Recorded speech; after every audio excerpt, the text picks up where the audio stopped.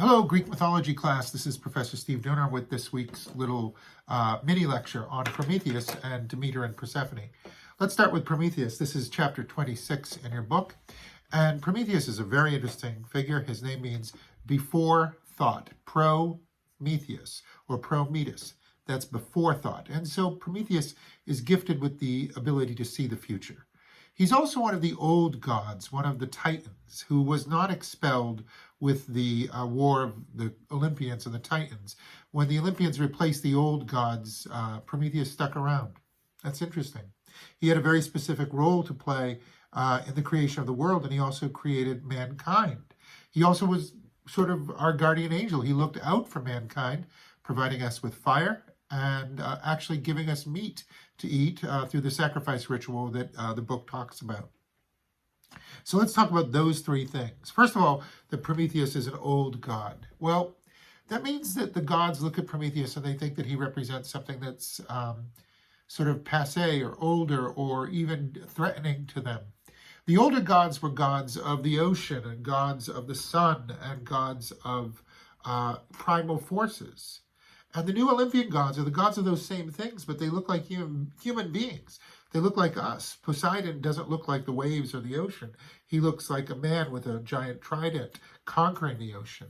Zeus doesn't look like the sky, like Uranus, the god of the sky, but rather he looks like a man with a lightning bolt, literally conquering the power of the sky. So one of the things you'll notice is that the Olympian gods are more humanized. They're more like us, anthropomorphized. Prometheus comes along and with his gifts of foresight and his threatening presence, and he creates mankind with his brother Epimetheus, and then he gives mankind fire. The word fire is the original techne, which means art or technology. And so with the power of fire, we can be like gods. We can warm our homes, but we can also call down flames upon our enemies. It's both a gift of creation and destruction. And Prometheus gives us this double-edged sword weapon and gift. Then the story progresses to when Prometheus thwarts Zeus with the sacrifice, placing some pretty animal skin, some glistening fat over some dry, dead bones on one pile and placing the animal skins over the meat of a cow. Well, the gods see the fat glistening and they think, oh, I'll take that one. And they reject the animal skins and the meat. And when the gods figure out that they've been tricked by Prometheus, they get very angry. And it's one of the reasons Prometheus is thrown down into the, first chained to Mount Caucasus in Persia, but then eventually thrown down into the underworld. And but that sacrifice ritual is very interesting. It's weird too. Think about it. He has to. The gods get the bones, which is death, but they also get the smell of fat. Which, by the way, the smell of burning animal fat is what you smell from friolators and kitchens. It's actually a very powerful aroma that a lot of people really enjoy. But that smell wafts up to heaven. You can't eat the scent. Instead, we eat the meat, which doesn't quite have all the flavor of that aroma. And then the skins we use for clothing and leather. So something we thought about. What's given to the gods in sacrifice?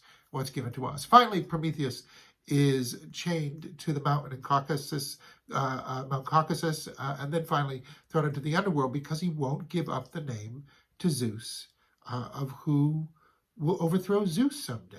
And that's the legend, that Prometheus knows that even Zeus will be thrown over. Well, Prometheus doesn't give in. He screams out in the Aeschylus section in your book. You can see Prometheus still screams out, I will never submit. And so he's a very interesting kind of character.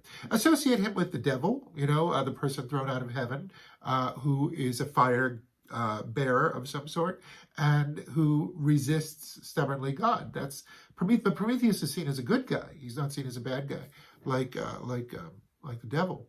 He's also similar to Loki. Loki clearly is a syncretic god. There were old gods named Utgard Loki, you know, the big giant, and then there was a god named Logi, who was the god of fire, who was a big giant who could just consume everything. Remember, Loki got into a fire-eating contest with Logi. And then finally, Loki himself was the fire god, but he was also a trickster, and he tricks the gods out of things. And finally, at the end of time, he helps destroy the world. He has a devil-like function, but he also is chained to a rock, chained to a mountainside, and a snake drips acid on him, venomous acid on him. And his wife, Loki's wife, will hold a plate to try to keep the dripping of the poisonous venom from splashing in his eyes and face, but she can only hold so much of the cup and then throws it aside, and some splashes on Loki.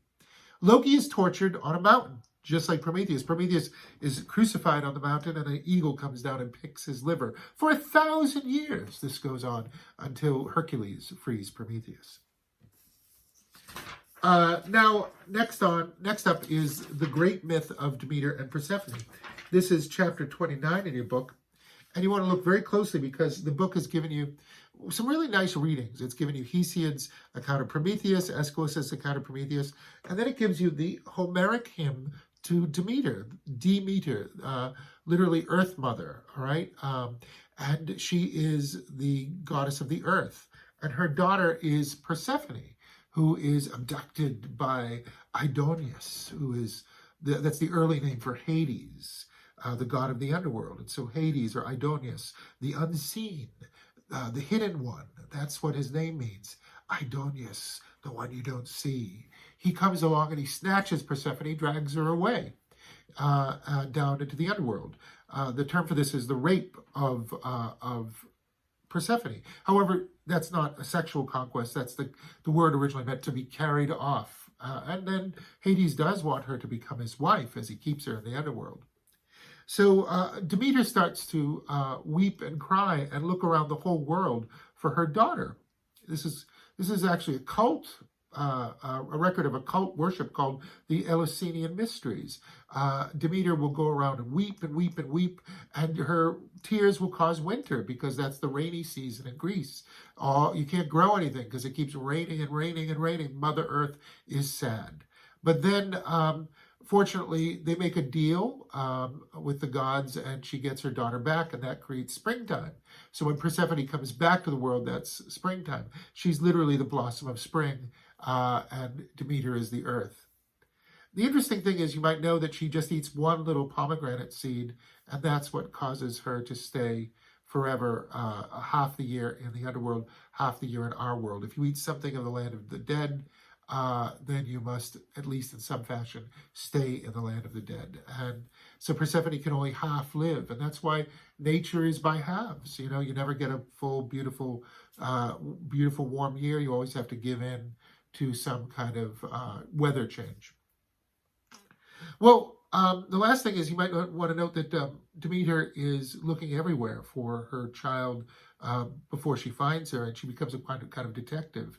And she asks the old gods again, just like Prometheus. There are other old gods hanging around. She asks Hecate, the goddess of the moon, and Helios, the god of the sun. And the two of them are primal gods. Chthonic gods is the word. That's spelled Chthonic. Chthonic. Chthonic. Interesting word, which means primal. You can hear that sound. It means primal. And so these gods are watching out. They see what the younger gods do, and they say, "Hey, Aidoneus stole Persephone, and you can go find her." But those old gods are very interesting. We'll talk about their role more as the class goes on, what their function is. But I also want you to think about this mystery cult of death and resurrection. The Persephone goes down into the underworld, and then in springtime, right around Easter, she comes back and brings the world to life. Many people see biblical influences in some of these myths, or perhaps the Bible influenced the myths, or just some basic analogs and similarities. Prometheus is the creator. He creates mankind. He's also sort of like the devil. He's tortured, and he's the fire bearer. And then we have Demeter and Persephone, and there you have a mother and a daughter. Instead of the Father and the Son that you get in the Trinity of Christianity, you get the Mother, Earth, the daughter who comes back to life once a year. And people looked at the story of Persephone as a story of resurrection. So thank you. All right. And that's some notes. And you can think about these as you go and look at the PowerPoint. Have a great one. Bye-bye.